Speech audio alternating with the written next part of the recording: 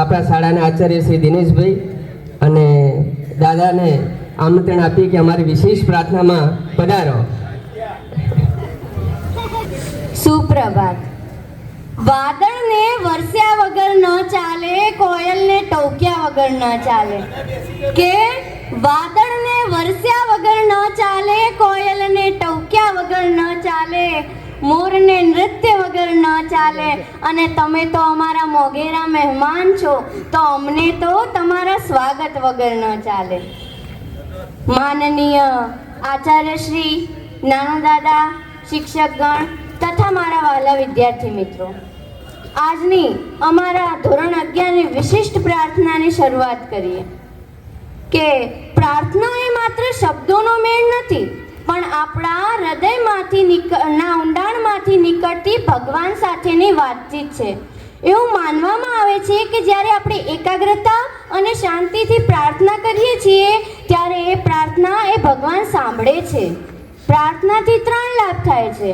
માનસિક શાંતિ મળે છે, નમ્રતા અને કરુણતા, તેમજ આત્મવિશ્વાસ. તો ચાલો કરીએ આજની પ્રાર્થના. યા શુભ્રભા સમૃતા યા વીણા વરદંડમાંડિતકરા યા શ્વેત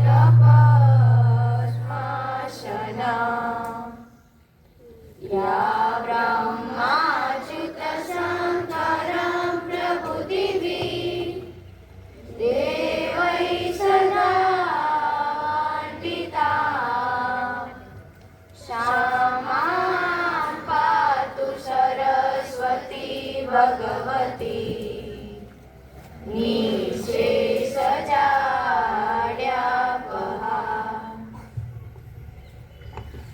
મને ક્યાં રહેતા હશે, શું કરતા હશે, મને કોને પરમેશ્વર કેવા હશે.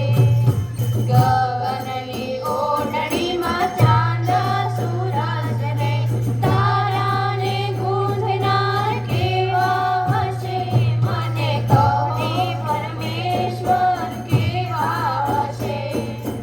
આંબાની ઊંચી ડાળે ચડીને મોરોને મૂકનાર કેવા હશે, મને કોને પરમેશ્વર કેવા હશે.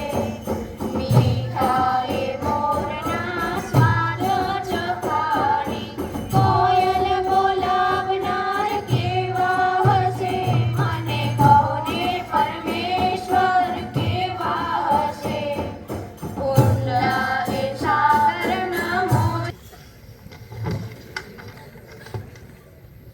પછી આવે ભજન. ભજન એટલે ભગવાન સાથેનો પ્રેમ ભર્યો વ્યવહાર. ભજન જ્યારે ગાવામાં આવે છે ત્યારે સીધું એવું લાગે છે કે જ્યારે ભગવાન રૂપી પ્રસાદ આપણા મુખમાંથી સંગીત રૂપે વરસતો હોય. તો હવે આવો જ છપાકરા સાથેનું ભજન લઈને આવશે અમારા ધોરણની વિદ્યાર્થીનીઓ.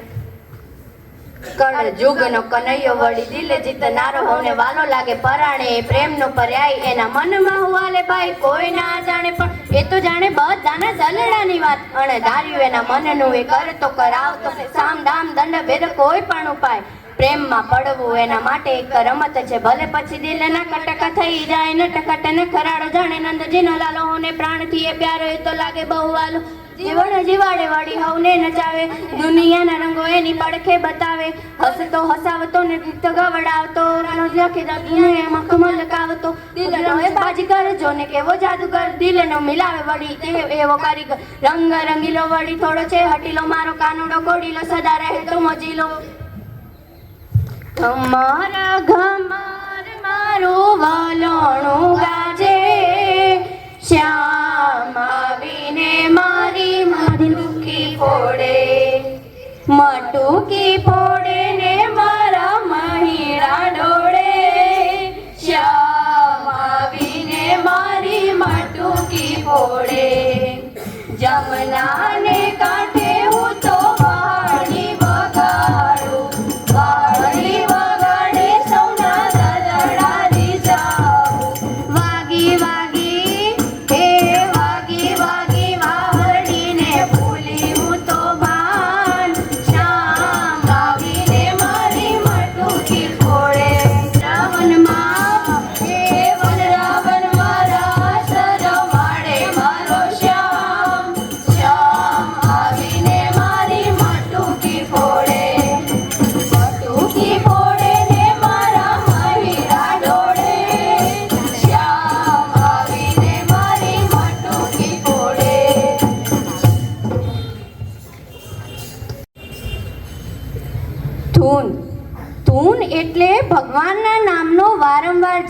કરવું કે જ્યારે આપણે સતત શબ્દોનો ગુંજારવ એ ભગવાનનું સ્મરણ કરાવે છે, સકારાત્મક ઉર્જા આપે છે, આત્માને શાંતિ આપે છે અને એકાગ્રતા અને ભક્તિનો ઉત્સવ છે.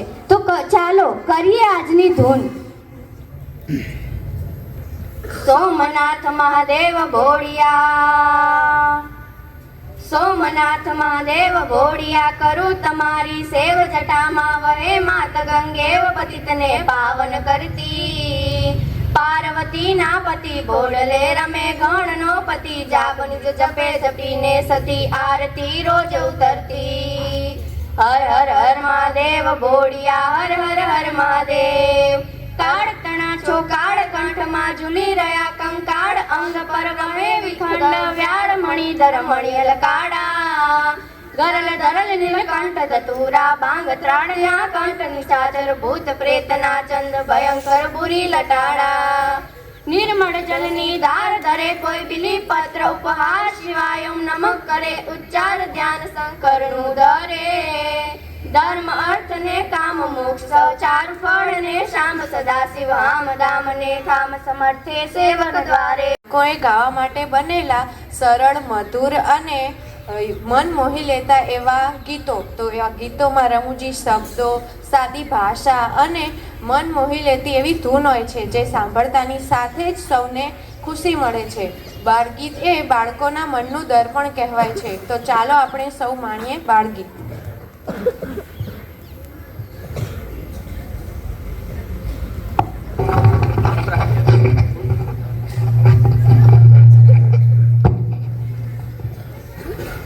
મને આ ભલે ચમકતો ચાંદલો ગમે, એની આસપાસ નાના મોટા તારા રમે.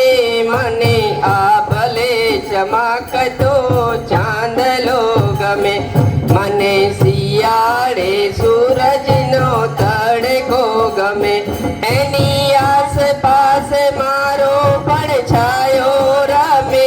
મને આ ભલે ચમકતો ચાંદલો ગમે, મને ઉનાળે સંધ્યાની સોબત ગમે, એની આસપાસ લીલા પીળા રંગો રમે.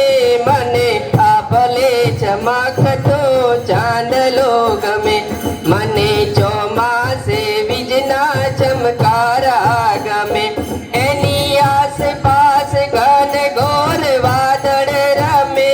મને આ ભલે ચમકતો ચાંદલો ગમે, મને ધરતીના ખોળે ઉગ્યા છોડવા ગમે, એની આસપાસ પાંદડા ને ફૂલો રમે. મને આ ભલે ચમકતો ચાંદલો ગમે, મને માનવ મહેરામણના મેળા ગમે, એની આસપાસ નાના મોટા છોરા રમે. મને આ ભલે ચમકતો ચાંદલો ગમે.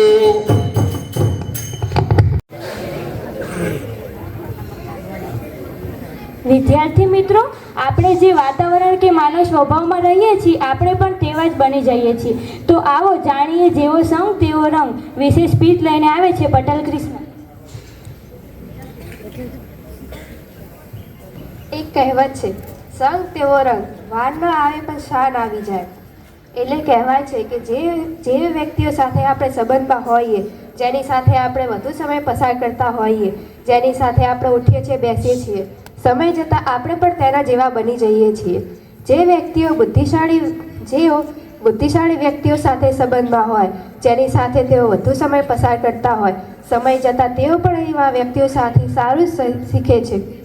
આપણે એવા મિત્ર વર્તુળ વચ્ચે હોય જેઓ સાવ સામાન્ય વિચાર ધરાવતા હોય, અથવા એમની રીતભાત એવી હોય જે તમારા વિચારોને કુંઠિત કરતી હોય, તેવા સંબંધોથી લાભ થવાને બદલે ફક્ત ને ફક્ત નુકસાન થાય છે. એવા વ્યક્તિઓથી સદાય અંતર રાખવું જોઈએ. આ કહેવતને રજૂ કરતો એક પ્રસંગ જે મહાન એલ્બર્ટ આઇન્સ્ટાઈનનો છે. એક સવારે આઇન્સ્ટાઈન પોતાની ગાડીમાં ક્યાંક જઈ રહ્યા હતા. તેઓ થોડા ખુશ મિજાજમાં હતા. તેઓ ડ્રાઈવર સાથે વાતો કરી રહ્યા હતા. તે વખતે ડ્રાઈવરે કહ્યું, સર, તમને કદાચ ખબર ન હોય, પણ મેં તમારા દરેક ભાષણો ખૂબ ધ્યાનથી સાંભળ્યા છે અને મને તે યાદ છે. આઇન્સ્ટાઈન તે સાંભળીને દંગ રહી ગયા કે એક ડ્રાઈવર આટલું બધું કેમ યાદ રાખી શકે. પરંતુ આઇન્સ્ટાઈન તેના ડ્રાઈવરને ઓળખતા હતા કે તે ખોટું ન બોલે તે પાકી વાત હતી. હવે આઇન્સ્ટાઈને પણ જાણવાની જિજ્ઞાસા થઈ કે એ ડ્રાઈવર કેટલું જાણે છે. તેથી તેમણે કહ્યું, આજે સાંજે આપણે જે આયોજનમાં જવાનું છે ત્યાં આપણે પહેલીવાર જઈ રહ્યા છીએ. ત્યાંના સંયોજકો મને ઓળખતા નથી, તેથી મારી જગ્યાએ આઇન્સ્ટાઈન બનીને તમે જાઓ અને હું તમારો ડ્રાઈવર બની જઈશ. એ સાંજે તમે ભાષણ કરજો અને હું લોકો વચ્ચે તમારો ડ્રાઈવર બનીને બેસીશ અને તમારું ભાષણ સાંભળતો રહીશ. બસ જેમ નક્કી કર્યું તેમ જ થયું. આઇન્સ્ટાઈન ત્યાં ખૂણામાં લોકો વચ્ચે ડ્રાઈવર બનીને ગોઠવાણા અને ડ્રાઈવરે ભાષણ શરૂ કર્યું. ભાષણ શરૂ થતાં ડ્રાઈવર એટલી સહજતાથી ભાષણ આપી રહ્યો હતો કે કોઈ સમજી ન શક્યું કે આ એક ડ્રાઈવર બોલી રહ્યો છે. ભાષણ પૂરું થતાં આખો હોલ તાળીઓના ગણગણાટથી ગાજી ઉઠ્યો. સૌનો અભિવાદન ઝીલતો ડ્રાઈવર મંચ પરથી નીચે ઉતરતો હતો ત્યારે એક પ્રોફેસરે ડ્રાઈવરને ઊભા રાખીને પૂછ્યું, સર, તમે મને આ પરિભાષાની સાપેક્ષતા મને ફરીથી સમજાવી શકશો? એટલી વારમાં તો આઇન્સ્ટાઈન પણ નજીક આવી ગયા હતા. હવે આઇન્સ્ટાઈન મૂંઝવાણા કે હવે આ ડ્રાઈવર બરાબરનો ફસાણો છે. આજે મોટી ફજેતી થવાની છે. પરંતુ પ્રોફેસરે ફરીથી પૂછ્યું, સર, તમે મને ફરીથી સમજાવી શકશો? પરંતુ ડ્રાઈવર જરાય મૂંઝવણા વિના સહજતાથી કહ્યું, શું તમે આ સાવ સહેલી બાબતને સમજી શક્યા? આવી સહેલી બાબત તો મારો ડ્રાઈવર પણ તમને સમજાવી શકશે. એમ કહીને ડ્રાઈવરે આઇન્સ્ટાઈનને કહ્યું, જરા તમે આમને આ સમજાવી લો, ત્યાં સુધી હું એક બીજું કામ પતાવી લઉં. એમ કહીને ડ્રાઈવર ત્યાંથી નીકળી ગયો. આઇન્સ્ટાઈન તેનું હાજરી જવાબીપણું જોઈને દંગ રહી ગયા. એટલે જ કહેવાય છે, જેવો સંગ તેવો રંગ, વાણ ન આવે પણ શાન આવી જાય. સારી સોબતમાં રહેનાર વ્યક્તિ હંમેશા સારું જ શીખે છે અને ખરાબ વ્યક્તિઓની સોબતમાં રહેનાર વ્યક્તિની માનસિકતા અને બુદ્ધિનું સ્તર હંમેશા નીચે ઉતરતું જાય છે. અસ્તુ. પપ્પા એ પપ્પા છે. પપ્પાનો સાચો અર્થ ત્યાગ, જવાબદારી અને સુરક્ષાનો છે. મારા પપ્પા મારા માટે પિતાજી નથી, પરંતુ મારા સાચા મિત્ર, માર્ગદર્શક અને જવાબદારી છે. તો આજે જોઈએ, ચાલો રજૂ કરશે અમારા ક્લાસના ભાઈઓ. अब संडे को इतनी जल्दी तैयार होकर कहाँ जा रहे हो? बेटा काम का प्रेशर ज्यादा है ना, इसलिए संडे को भी काम करना पड़ेगा. क्या पापा आप इस फालतू जॉब में लगे हुए हो? पता है मेरे सारे दोस्तों के पास लेटेस्ट फोन है, स्टाइलिश कपड़े, स्टाइलिश शूज है, एक क्लास ऑफ लिविंग है. पता है उनके पापा एसी कार से नीचे कदम भी नहीं रखते. आप भी थोड़ा बड़ा सोचो पापा. आप भी कुछ ऐसा करो ना जैसा मेरे फ्रेंड्स के पापा करते हैं ना. नहीं तो सिर्फ जरूरत ही पूरी हो पाएगी, वो ऐसे नहीं.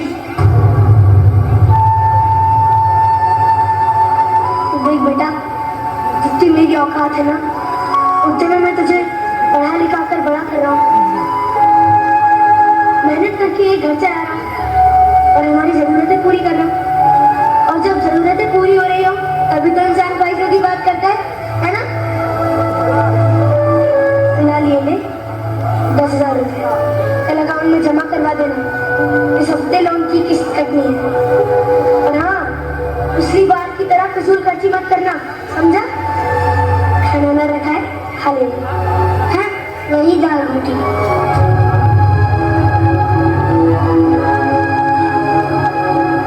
Very nice.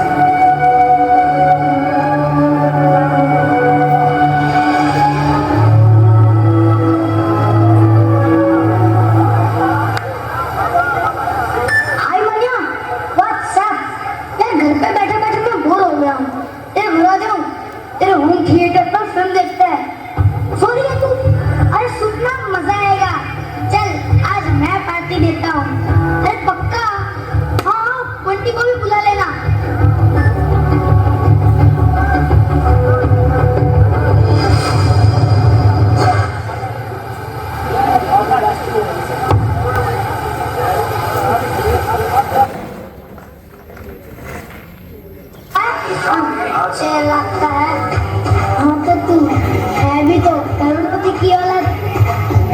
मैं भी बड़ा होकर बिजनेस करूंगा ना, फिर देखना. यार पापा का फोन है, बोल दो. हेलो पापा, डिस्टर्ब क्यों कर रहे हो पापा? 10th के बोर्ड्स है, मैं फ्रेंड के यहाँ पढ़ने आया था. बोलो क्या काम था? मैंने तुम्हें खाना खा लिया. यार भूख लगेगी तो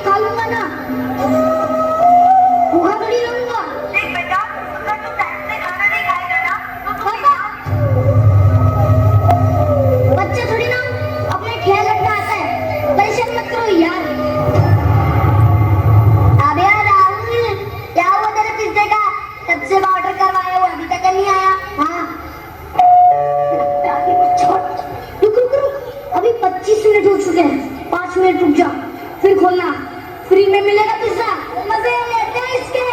मैं जरा वॉशरूम होकर आया।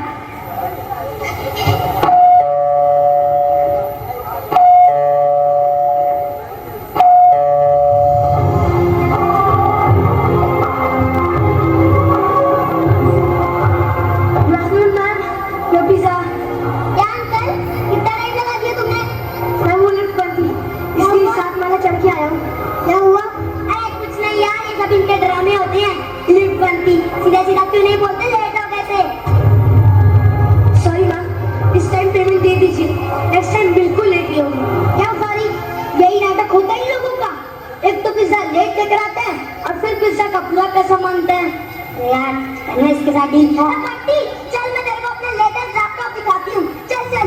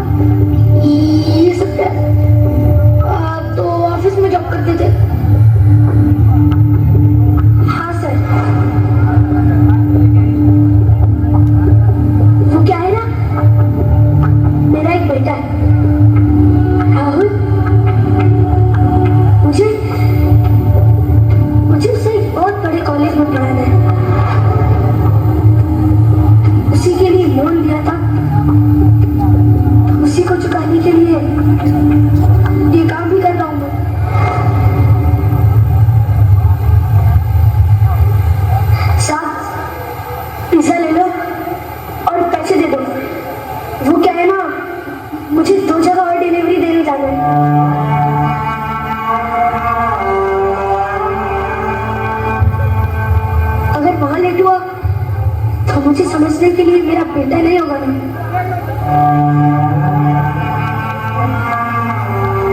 फिलहाल ये ले 10,000 रुपये कल अकाउंट में जमा करवा देना।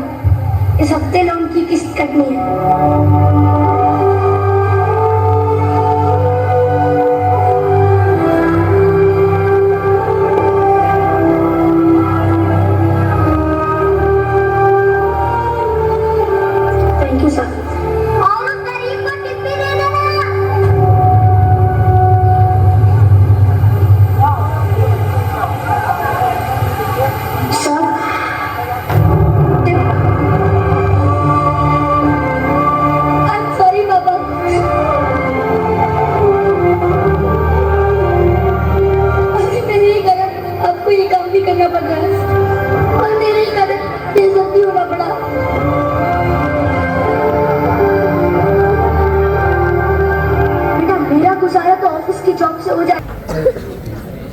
મિત્રો, માનવ પાલવ શું છે, તેનું શું કામ છે એ તમને ખબર નહીં હોય, કારણ કે આજની માતાઓએ સાડી પહેરવાનું બંધ કરી દીધું છે. એનું રહસ્ય અને તેનું મહત્વ છે તે અમારી ધોરણની વિદ્યાર્થીની સોલંકી હેતવી રજૂ કરશે. આદરણીય ગુરુજી તથા આચાર્યશ્રી તથા શિક્ષકગણ તથા મારા વાલા વિદ્યાર્થી મિત્રો, સૌને નમસ્કાર. આજનો મારો વિષય છે માનવ પાલવ. જીન્સ પહેરવાવાળી મોમ એ સાડી પહેરવાનું આજે બંધ કરી દીધું છે. ગુરુજીએ શાળામાં વિદ્યાર્થીઓને કીધું કે હેને માના પાલવ વિશે નિબંધ લખો. તો લખવાવાળા વિદ્યાર્થીઓએ બહુ સરસ નિબંધ લખ્યો છે. વાંચશો તો તમારું હૃદય ભરાઈ આવશે. માનવ પાલવ એ એને ગરમીમાં છબી આપવાનું પ્રદાન કરે છે. શિયાળામાં તેને ઠંડી લાગે તો તેના પાલવથી તેને ચારે કોરથી ઢાંકવાનું કામ કરે છે. જાણે એને આંખમાં કંઈ ખૂંચતું હોય તો એનો પાલવથી ગોળ ગૂંચળું કરી ગરમ ફૂંક મારી તેની આંખ ઉપર લગાવે છે અને તેને એ જ મેળાએ તેનો આંખનો દર્દ મટી જાય છે. જ્યારે ઉનાળો આવે તેને તડકો લાગતો હોય તો તેના પાલવથી તેને ઢાંકી દે છે. માનો પાલવ એને ચોમાસું હોય તો છત્રી રૂપી પણ કામ કરે છે. જ્યારે ઘરમાં કોઈ આગતું કે કોઈ અચૂકતું મહેમાન આવે તો તેના માના પાલવની પાછળ સંતાઈ જાય છે. તેવી જ રીતે બાળક ગમે ત્યાં બહાર જાય તો તેના માના પાલવની પાછળ શરમાઈને સંતાઈ જાય છે. માનો પાલવ એ એને એક ઉપયોગ બની જાય છે. જ્યારે તે બહાર જાય અને માનો પાલવ પકડીને બજારમાં ચાલતો હોય ને ત્યારે તેને એવું લાગે છે કે આખું બ્રહ્માંડ મારા હાથમાં છે એવો તેને આભાસ થાય છે. જ્યારે એ બહાર જઈને આવે ત્યારે તેની માનો પાલવ એક એને આશરો બની જાય છે. આજની મોમ જે છે એ જીન્સ પહેરવાનું ચાલુ કર્યું છે અને સાડી પહેરવાનું બંધ કરી દીધું છે. આજના બાળકોને એ માનવ પાલવ એ આભાસ નથી થતો. Thank you. માં એ આપણા માટે સર્વસ્વ છે અને માં એ માં જ છે. તો ચાલો જાણીએ માં વિશેની માહિતી જે રજૂ કરશે અમારા ધોરણની બહેનો.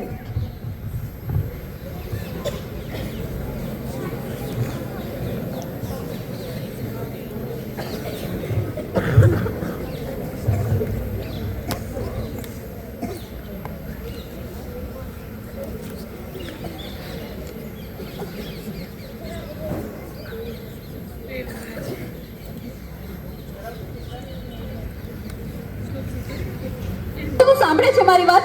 રોજ રોજની ટકટક સાંભળીને કંટાળી ગયો છું. આ મોબાઈલે તને આંધળો બનાવી દીધો છે. ભૂખ કહું છું, ભૂખ હવે મોબાઈલ નથી દીધો.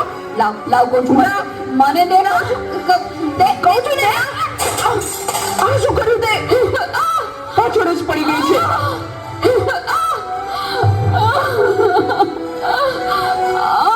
બોલાવતી નહીં હવે મને. હે ભગવાન, શું કરવું મારે આનું? કઈ સમજાતું નથી. આજે ઘરે ઘરે આ સમસ્યા છે. મોબાઈલે માતા પિતા પ્રત્યેનો ભાવ સાવ ખલાસ કરી નાખ્યો છે. અરે શેઠ સાહેબ, તમે અમારા ઘરે? તું મને ઓળખે છે? મારા મમ્મી તમારે ત્યાં ઘરકામ કરે છે. એ સુશીલા એમ કંપનીના માલિક ને. તમને તો આખું શહેર ઓળખે છે. તને ખબર છે બેટા સુશીલા કોણ છે અને હું આ સુશીલા કંપનીનો માલિક કેમ બન્યો? ના. તો સાંભળ. અતિશય સાધારણ કુટુંબમાં મારો જન્મ થયો.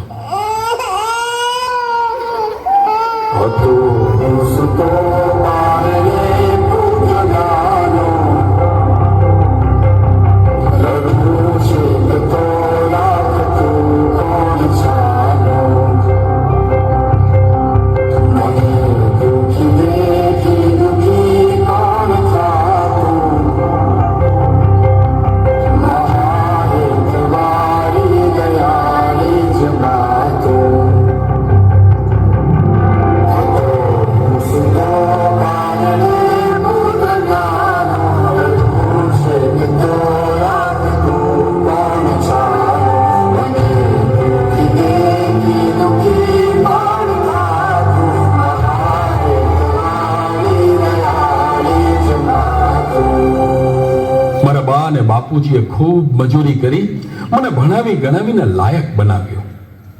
હું ખૂબ પૈસા કમાવા લાગ્યો. લગ્ન પછી જુદો રહેવા લાગ્યો અને મા બાપને ભૂલી ગયો. પણ કુદરતે મને થપાટ મારી. મારી બંને કિડની ફેલ થઈ. મારી પત્નીએ આ વાત સાંભળીને ડિવોર્સ લીધા. પણ મારી માએ જ્યારે આ વાત સાંભળીને ત્યારે ગાંડી ગેલી થઈને દોડતી દોડતી મારી પાસે આવી. અરે દીકરા, એમાં શું મૂંઝાઈ ગયો? હું છું ને તારી માં. હું જીવું છું ને ત્યાં સુધી તને કઈ નહીં થાય દીકરા. અરે ભગવાને મને તારા માટે જ તો આ 2 કિડની આપી છે. ડોક્ટર સાહેબ, તમે મારી આ 2 કિડની કાઢી લ્યો. પણ મારા દીકરાને કઈ ન થવું જોઈએ સાહેબ, કઈ ન થવું જોઈએ. માથી મોટું કોઈ નહીં, મને ને હોય નડતડ કે જગદીશ. હવે કોઈ તમારે જી અંબા આગળ આલિયા.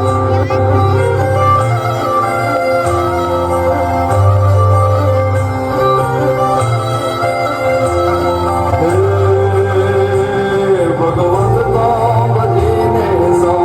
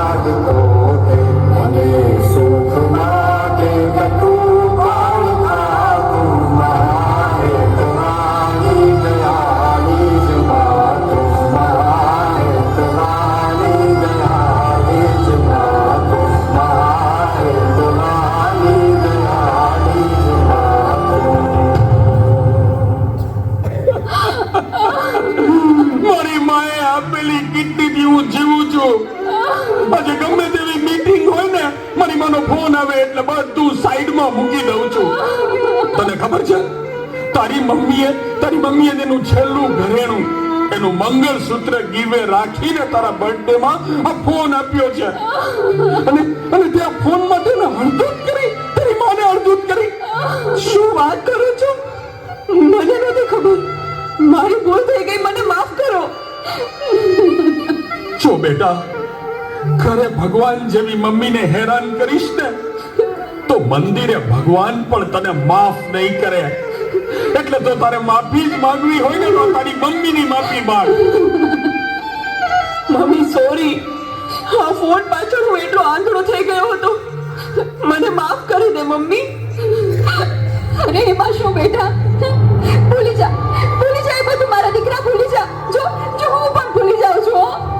અરે મારા માટે તો મૂંગી કેટલું દુઃખ સહન કરતી રહી અને હું તને હેરાન કરતો રહ્યો. મને માફ કરી દે મમ્મી. આજે વચન આપું છું મમ્મી, મને સુખી કરવા તે તારા સુખોનો ત્યાગ કર્યો છે ને, હું દુનિયાના બધા સુખો તારા ચરણે ધરીશ. એ માટે હું તન તોડ મહેનત કરીશ. મમ્મી, તારું નામ દુનિયામાં રોશન કરીશ. મમ્મી, તારું નામ દુનિયામાં રોશન કરીશ.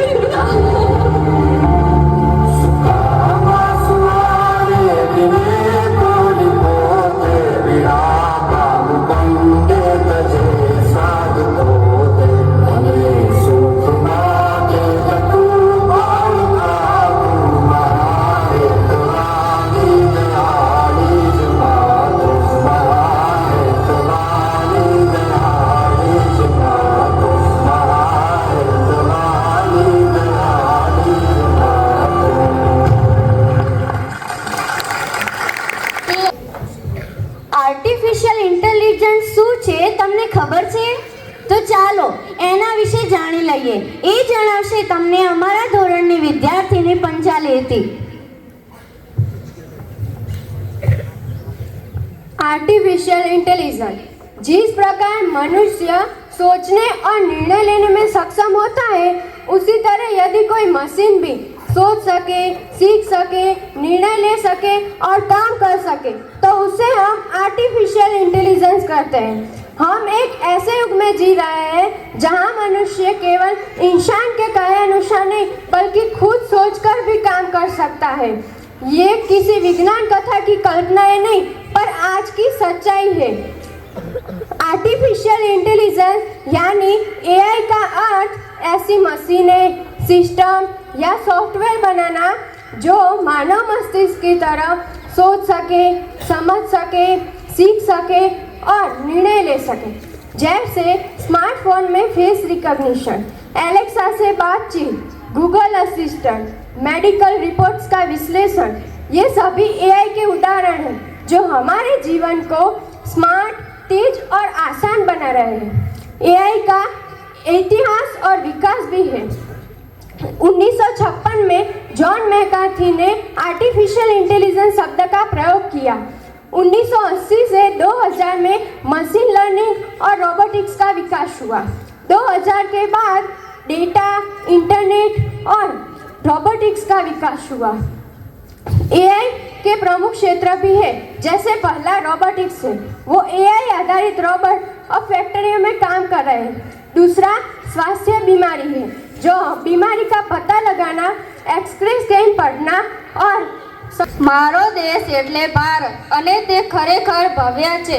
તો ચાલો સૌ સાથે મળીને જાણીએ દેશભક્તિ ગીત જે રજૂ કરશે અમારા ધોરણના ભાઈઓ.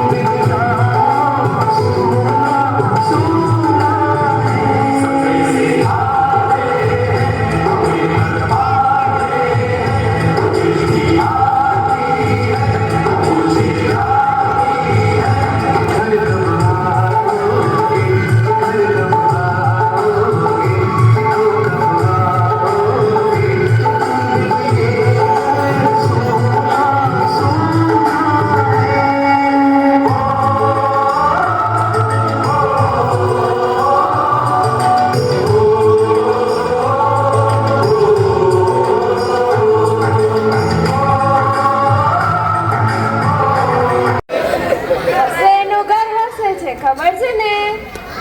તો ચાલો આપણે થોડું ખસી લઈએ. જમણવારનો હિસકા. મારા સિયા હું જીવનમાં પહેલી વાર તમારા જોડે જમવા આવ્યો, બરાબર? બરાબર બરાબર. ઈ મો સૌથી પહેલા તમે દાળ ભાત ખાધા હે ને? આપણે પહેલા દાળ ભાત જ ખાઈએ, કારણ કે આપણા બહુ ફેવિકિક એટલે.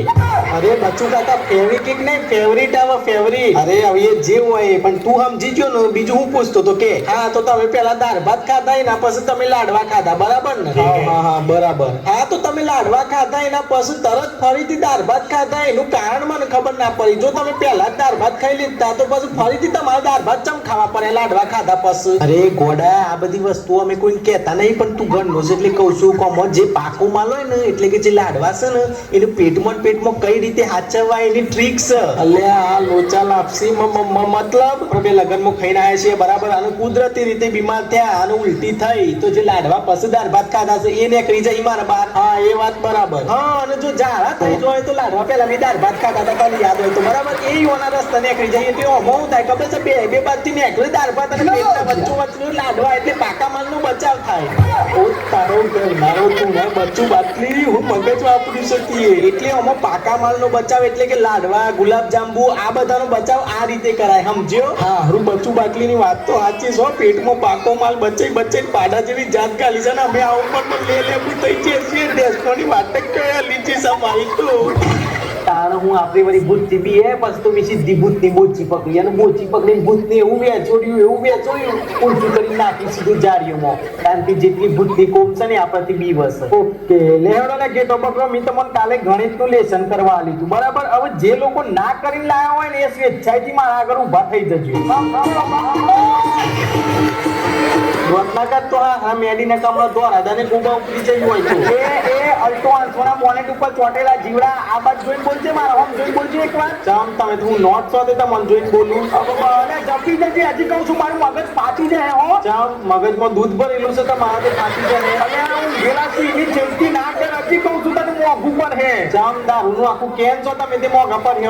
એ મોઘી સાતીનો મને ઉભા રહો ભાઈ, ગણિતનું લેસન નહીં લાવી ની મગજ મારી છે ને. તમારું શું કેવું છે? ઘેર જતો રહો, હું આ ઉપર હેડો આવજો ને. પણ હા, કાલે તારો બાપો આવજો અમારા આગળ સ્કૂલમાં. મારો બાપ નહીં આવે, ફોન ખોલીને હોભરી લેજો, કારણ કે એનો ભણવામાં આટલો રસ નહીં, એટલે એ આવું ભણવા નહીં આવે. મારા આગળ પોકડી તો જો કરે છે. ના ખોટી પોકડી આપણે કરતા જ નહીં. મળદનું ફારીનું ખબરદાર્યું, બહુ વિચારીને બોલવાનું, બહુ વિચારીને ચડવી કરવાની. તું હશે તો ને બારમાલ આપણને એકવાર તારા જોઈ મુલાકાત કરવી છે. હેડો, જય માતાજી. હા, હરું મેનર્યું કલ્લુર્યું કાર્યું કોઈ તારો સુધરે નહીં આવી. હું તો સુધરે બીજા સાહેબ. આ તો મરદનું ફારીનું ખભાવ પધાર્યું. બોલે તો હા ના સીધો બૈરામાં ઘા. હાલો મળીએ. ભલે ઇતિહાસ વીતી ચૂક્યો હોય, તે વખતે જે કલાઓ હતી તે આજે પણ છે. તો ગરબા અને તલવારબાજીની કલા બતાવશે અમારા ધોરણની વિદ્યાર્થીની.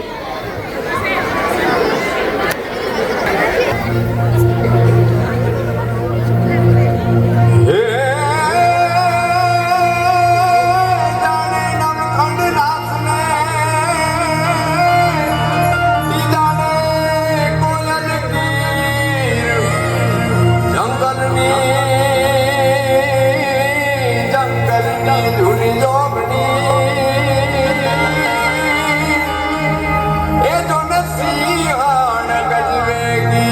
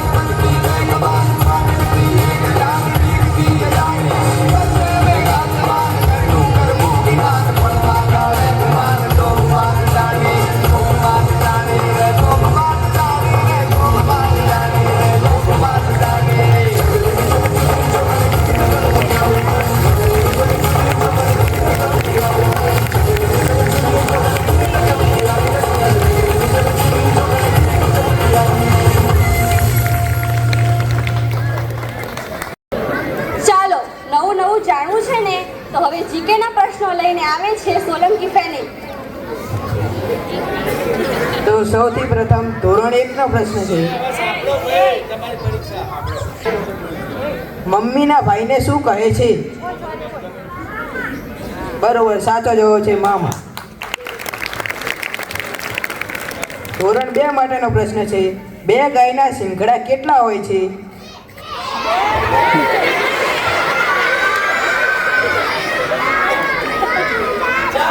સાચો જવાબ છે 4. સાચો. ધોરણ 3 માટે પ્રશ્ન છે. માંડલ તાલુકાના જિલ્લાનું નામ જણાવો. માંડલ તાલુકાનો જિલ્લો. સાચો જવાબ છે અમદાવાદ. ધોરણ 4 માટે પ્રશ્ન છે. 1 રૂપિયાની 4 ચોકલેટ આવે તો 5 રૂપિયાની કેટલી ચોકલેટ આવે?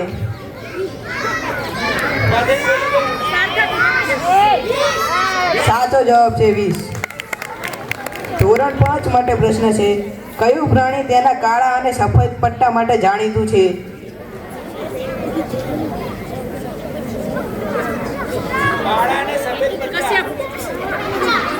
સાચો જવાબ છે ઝીબ્રા. ધોરણ 6 માટે પ્રશ્ન છે. કયું પક્ષી ઉડતા ઉડતા જ નાના પક્ષીઓનો શિકાર કરે છે?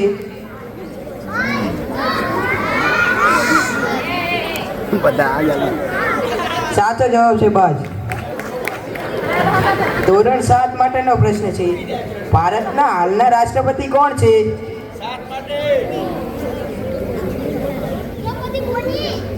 સાચું, દ્રૌપદી મુર્મુ. ધોરણ 8 માટે પ્રશ્ન છે. સરદાર વલ્લભભાઈ પટેલનું મૂળ વતન કયું હતું? સરદાર વલ્લભભાઈ પટેલનું મૂળ વતન કયું હતું?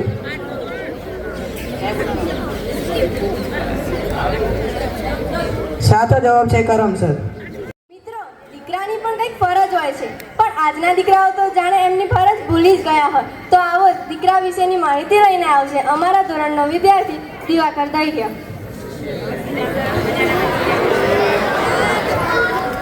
तो आज मैं आपको जो कहानी सुनाने जा रहा हूँ वो आप ध्यान से सुनना और समझना. अब उसमें था ये कि उस कहानी में एक बेटा होता है जो रात के 12 बजे अपने बेटे को कॉल करती है. फोन की घंटी बजती है, बेटा कॉल उठाता है. उधर से माँ की आवाज़ आती है, जन्मदिन मुबारक हो बेटा. उसकी आवाज़ में खुशी थी, दिल में प्यार था और आंखों में नमी थी, क्योंकि आज उसका लाल 25 साल का हो गया था. माँ पिछले 1 महीने से इस दिन का इंतजार कर रही थी. उसने अपने हाथों से केक बनाया था. बस एक छोटी सी ख्वाहिश थी कि अपने बेटे को सबसे पहले जन्मदिन की बधाई दे. पर बेटे को नींद खराब होने का गम था.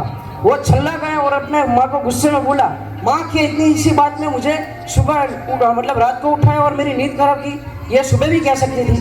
इतना कहकर उसने फ़ोन काट दिया. माँ खामोश हो गई, कुछ नहीं बोली, बस चुपचाप अपनी आंखें पोंछ ली. थोड़ी देर बाद बेटे के पास पापा का फ़ोन आता है. आवाज़ भारी थी, जैसे कुछ टूटा हो. उन्होंने कहा, बेटा मैंने इसलिए फ़ोन किया है क्योंकि तेरी माँ पागल है. हाँ, सच में पागल है. पिछले 1 महीने से हर रोज़ मुझे तेरे जन्मदिन की याद दिला रही थी. आज सुबह से कुछ खाया नहीं है, तेरे लिए खुद की केक बनाया और जिद पकड़ ली कि जब तक तुझे विश नहीं करेगी तब तक खाना नहीं खाएगी. अब तू ही बता बेटा, इसे पागल नहीं कहा जाए तो क्या कहेंगे. फिर पापा थोड़ी देर के लिए चुप रहे और धीरे से बोले, बेटा तेरी माँ तो 25 साल पहले ही पागल हो गई थी जिस दिन तेरा जन्म हुआ था. डॉक्टरों ने कहा था या तो माँ को बचाया जा सकता है या फिर बच्चे को. तेरी माँ ने एक पल भी नहीं सोचा और कहा कि बच्चे को बचा लो, मेरी परवाह मत करो, मुझे कुछ भी हो जाए तो चलेगा. उसने मुझे कसमें देकर उस फॉर्म पे साइन कराई जिसमें लिखा था अगर माँ को कुछ होता है तो डॉक्टर जिम्मेदार नहीं होंगे. अब सोच बेटा कि जो औरत तुझे देखे बिना तेरे लिए मरने को तैयार हो गई, क्या उससे हम पागल नहीं कहेंगे. वो आज भी तुझसे उतना ही प्यार करती है जितना उस दिन किया था, पर तूने उसे झिड़क दिया बस एक कॉल के लिए, एक जन्मदिन की मुबारकबाद के लिए. इतना कहकर पापा ने फोन रख दिया. बेटा कुछ पल के लिए खामोश हो गया, फिर उसकी आंखों से आंसू आने लगे. उसे एहसास हुआ कि वो जो कर रहा था वो सिर्फ एक गलती नहीं थी बल्कि बहुत बड़ा पाप था. उसने कांपते हाथों से माँ बाप को फोन किया। फोन उठते ही वो फूट फूट कर रोने लगा। माँ भी कुछ नहीं बोली, सिर्फ इतना कहा, खुश रहो बेटा। बेटे ने रोते रोते माँ से कहा और के माफ़ी मांगी कि आज के बाद मैं कभी माँ बाप को दुख नहीं दूंगा, हमेशा उनकी कदर करेगा।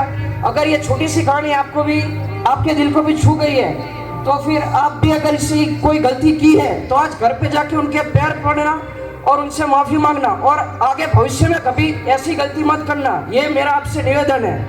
जय हिंद, जय भारत। આપણી ભારતની સંસ્કૃતિમાં દરેક જાતિ અને જ્ઞાતિને અલગ અલગ વ્યવસાયો અપાયેલા છે. તમને ખબર છે કે કોનું શું વખણાય છે? તો ચાલો એ તમને જણાવશે અમારા સાહેબ શ્રી ધીરુ સર.